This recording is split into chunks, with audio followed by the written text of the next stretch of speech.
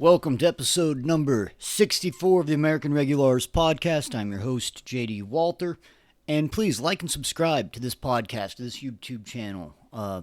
Follow me on reg_American1 on X, or if you'd like, email me at americanregulaarspodcast@gmail.com. All right, we are following up from the last podcast, which was on Henry Novak about a week ago. And I said I wanted to catch up on Iran, Thomas Massie, Ukraine. And there's so much going on there, but I'm not going to. I have to talk about what has been going on in the UK in relation to Henry Novak, or at least it has a ton of relation to the murder of Henry Novak. And it's extremely pertinent, not only to what's going on in the UK, but I think there's a lot of parallels with the U.S. once again. So, earlier this week, a disabled man was nearly beheaded. Many of you probably saw the footage on X or elsewhere, and it was something to see.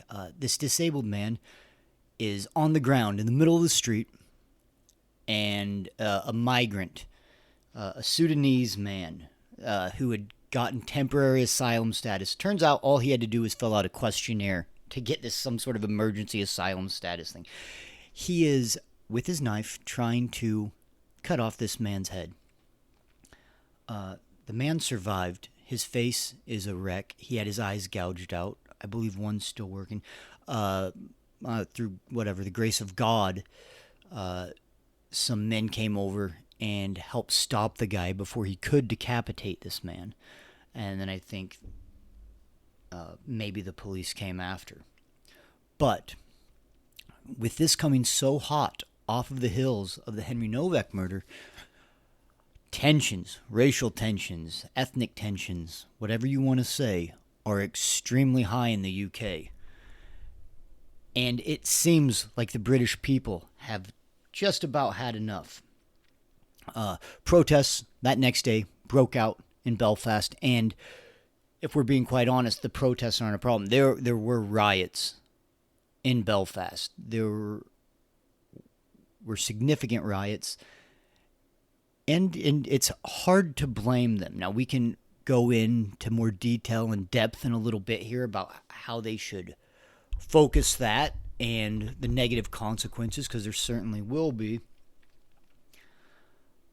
But before we do that, I think on the last episode I talked about how the British were like very civilized and reserved, and that you can only, even then you push them so far, and you're bound to have repercussions from it, which this British government is just, it seems like they're trying to find that line. But the North Irish, the Ulster Scots, and all of this, they are a different breed, historically. I mean, the Irish had been disenfranchised in general for a long time from the British. But the Ulster Scots came over in the 1600s, Protestants from Scotland, and they settled there, and they weren't warmly received. And if you know American history, the Ulster Scots were a huge amount of the founding populations of Appalachia, the Ohio River Valley, and places throughout America. They played disproportionately large roles in the Civil War, for example. I've got a lot of Ulster Scot on my mom's side. It's a fairly common ethnicity or ancestry to possess here in the United States. And we don't have time for a 300-hour podcast, but obviously Northern Ireland, we're going to, the troubles, the fighting between Catholic and Protestant groups, the IRA, and all of this. The North Irish are much more comfortable being uncomfortable than a lot of the European population. Us Americans, especially us libertarians and small government Americans, we like to pay a lot of lip service to the Founding Fathers. We like to quote them. We like to, hey, remember 1776, and you got the 3%ers, and you go, and a lot of times we like to saber rattle in their name. But truth be told, most of the founding fathers would look at almost all of us modern Americans, and they would not recognize us as brethren in our views and probably in our docility.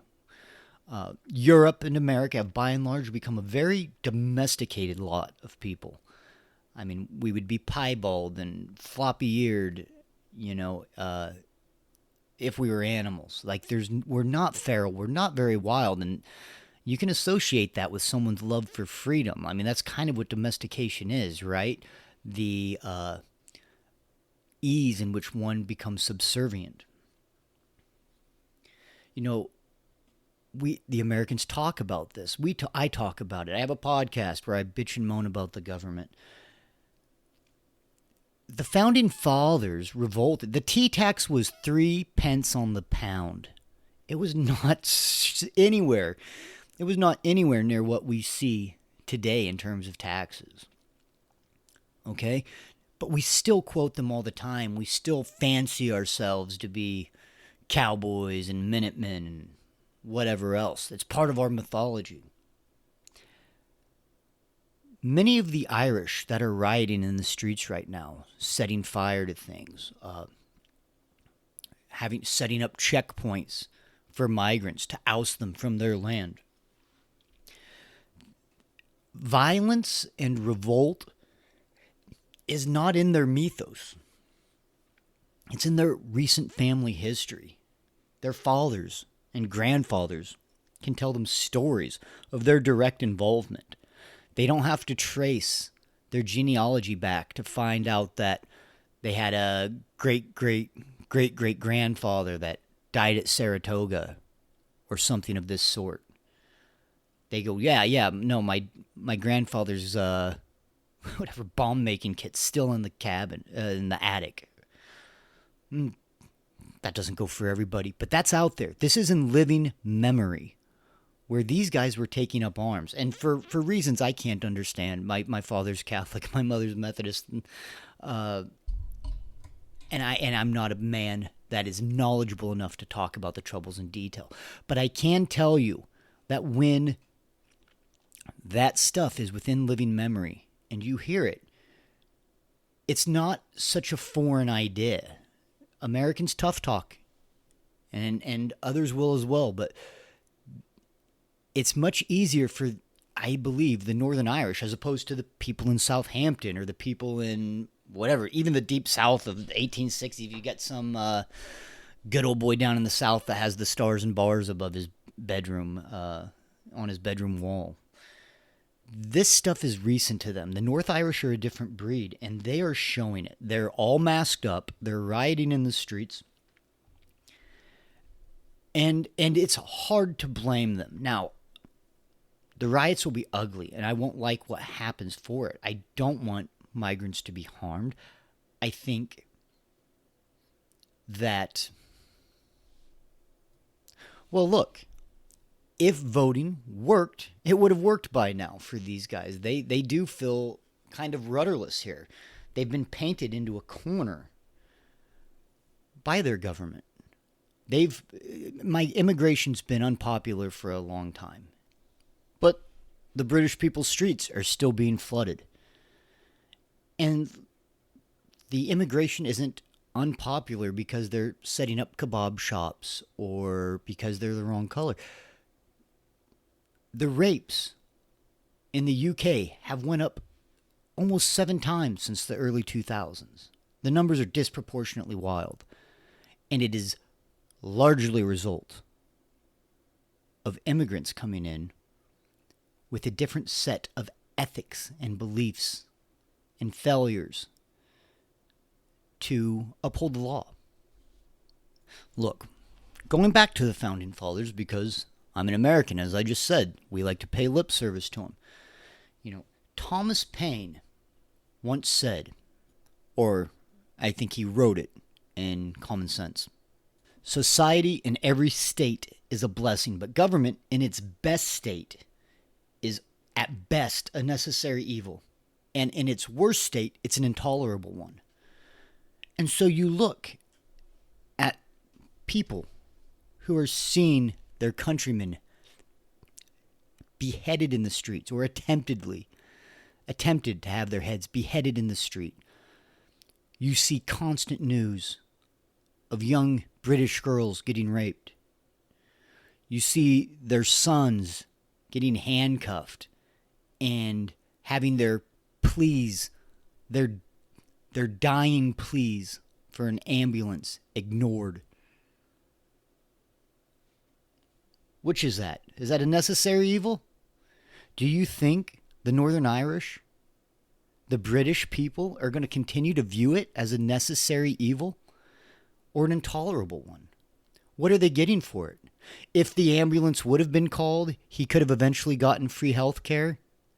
The girls who are trapped by Pakistani grooming gangs can get free health care once they're, and if they're, retrieved or rescued. Is that what you're paying for? Is that the social contract the Brits want? I don't think it is. And routinely, as I said in the last one, the immigrants seem to have priority over the sons and daughters of Britannia. And so the Irish are having checkpoints, and they're burning out migrant houses, and they want them out. They want them deported, whether they're here illegally or in some cases maybe legally. You know, just because people are there legally at this point doesn't mean that it won't sow discord. It won't be their fault. Maybe not the majorities of the immigrants. It won't be their fault. But what it is a repercussion of neoliberal policies that have propagated third world travesties on the British populace. And right or wrong, that can only happen for so long until people don't care about the law, because their sons and daughters will take precedence. Every time. I'm a law-abiding citizen. You know, I've been thinking about this today. And when it comes to minor grievances with the state, it's usually the blue-haired lesbians and the cat ladies that get out there, and they're so quick to protest on these little things for what they perceive to be injustices or social justice and civil rights, and they get their signs and they go and picket and they get real loud, and that's about the extent of it. Well, those with families tend to say, well, I've got more things to do. I've got to go feed my kids. I've got to go do this. I've got to do that. Because family men do what is needed for their kids, and they'll ignore a lot of trivium. But when it's not trivium, and when they feel that the barbarians are at the gates and that their children are the ones inside, well, when it comes time for them to get politically active in a way, it will be at a much higher degree. It'll be to the degree that they find necessary for the sake of their kids. And so it won't just be illegal immigrants who are targeted or who are asked to deport. It'll be legal ones as well. And look, I can't blame them on that. If I would deport my best friends, if I thought it meant somehow, in whatever context, that it would save my children's lives, I would deport them. I think ICE would deport one of my best friends, but that's neither here nor there. But we can't be surprised that the Irish, the North Irish, and perhaps the rest of Britain, sooner rather than later, start to revolt. Like I said, a necessary evil at best. Could anyone argue right now that the British government is doing a good job protecting the rights, lives, and property of their citizens? If the government doesn't do that, it certainly isn't a necessary evil. It is a betrayal of the people of that land and the entire concept of a social contract, which they bludgeon people continually over the head with. When you arrive at that juncture, you cannot fault cannot fully fault those who recognize the absolution of that social contract. There is a quid pro quo inherent to the idea of governance. And Keir Starmer and the ones before him and their governments have done little to nothing, as far as I can see from my vantage point, to help the safety of the British people, to help protect their God-given rights. Certainly not. So if the government is hiding and trying to cover up the rapes of your daughters, and they give whatever, crocodile tears and a curt apology for the travesty that happened to your son, and no more. But then the next day, when you try to take matters into your own hands, promise to have the full force of the law come down on you. Is that a necessary evil, or is it an intolerable one?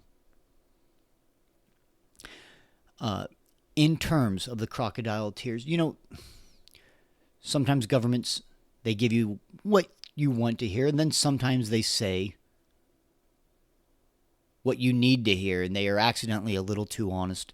And the mayor of Belfast came out and talked, and she has another lady by her side. By the way, the mayor of Belfast, or Lord Mayor of Belfast, or whatever the hell they call them, she looks like she couldn't buy a beer. She looks like she just got her undergraduate from university and is just excited to tell the world about how much she knows. And from what I can tell, earlier this month, she was talking about how she wanted to be, the flag bearer for multiculturalism in Belfast. Let's listen to this minute-long clip or so. Probably won't even listen to it for that long, because there's just one statement I want to really focus on. That he waves. Not to my knowledge. I haven't had a chance to speak to the PSNI this morning. Last night it was very fresh, it was very new, but they did advise me that CID would be looking into these threats and taking them very seriously, which has been a comfort, I have to say, but at the minute we don't know where they've originated from. No. And, Monday night was horrific, and so many people saw that image. I wish people didn't see that image, but unfortunately many people did. But it was absolutely horrific. All right, so the first lady was the mayor, and I believe what she's talking about is they start focusing on how she had received threats since this beheading, as people have came up to mouth, and I don't support the threats. And to be clear, I don't support violence against the immigrants, if not in self-defense. I would say that the riots and the protests should best be leveraged or directed towards the people who have tried to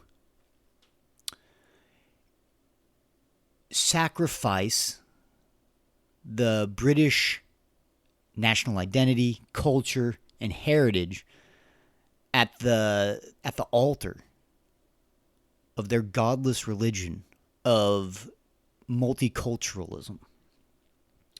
I think it's the institutions that need to fill the heat. With all that being said, I think it's also very important to remember this idea of deporting people, and I'll get back to the clip in a second. Deportations to this government, this British government, seems like an extremist act. And I think if you look historically, and if you use your imagination a little bit, and think about what we've seen through the annals of time, deportations are closer to a moderate position and political action. There are much more extreme things that could happen, and I pray that those don't. There are much more extreme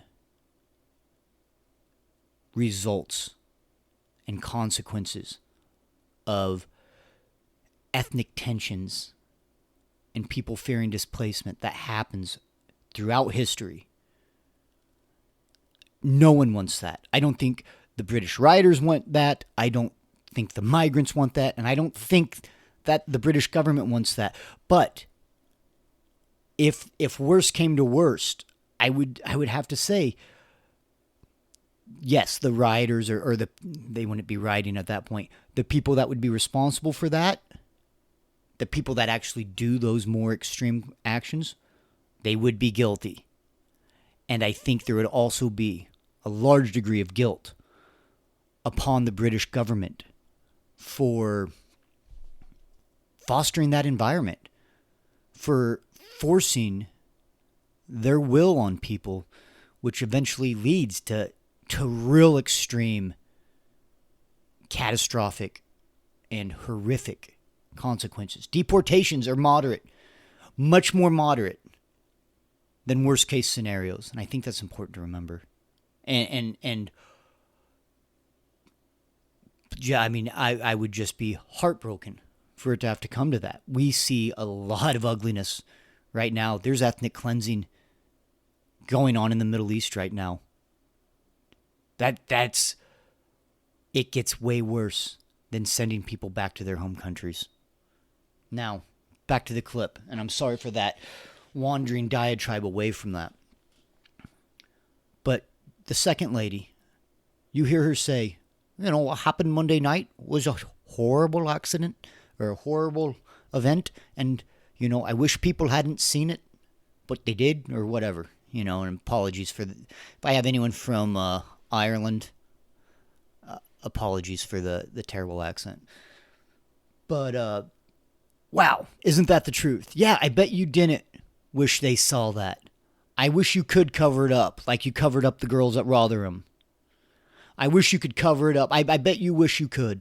I bet that you wished that they weren't Irish and that it was just a country full of ostriches to have their heads in the sand. Wouldn't that not be nice? It's a lot easier to govern if you just don't give your people information. Is that what that is? That's not what she would say, and she would fight back as soon as you brought that up. But when push comes to shove, what that woman is saying is, man, I wish they didn't see the failures and the atrocities which our policies have wrought upon the British people. That's what she's saying. It's disgusting. Look, no one wants to watch that video. You'll be sick to your stomach when you do. I think a lot of this podcast is me saying that I'm not against these riots and that I think that the British people have to do something to get their government to recognize the dire consequences of this. That being said, I'm not a violent man. I'm not condoning violence. I'm not condoning anything of the sort. Right? I'm a lot more moderate, like I said, than it can turn into. What do you think Cromwell would be doing right now? Not to bring up Cromwell with the Irish. But there's a lot of people throughout British history. And I wonder, right? We don't want to see the harrowing of the North. That's not what I'm asking for. But they haven't been able to vote themselves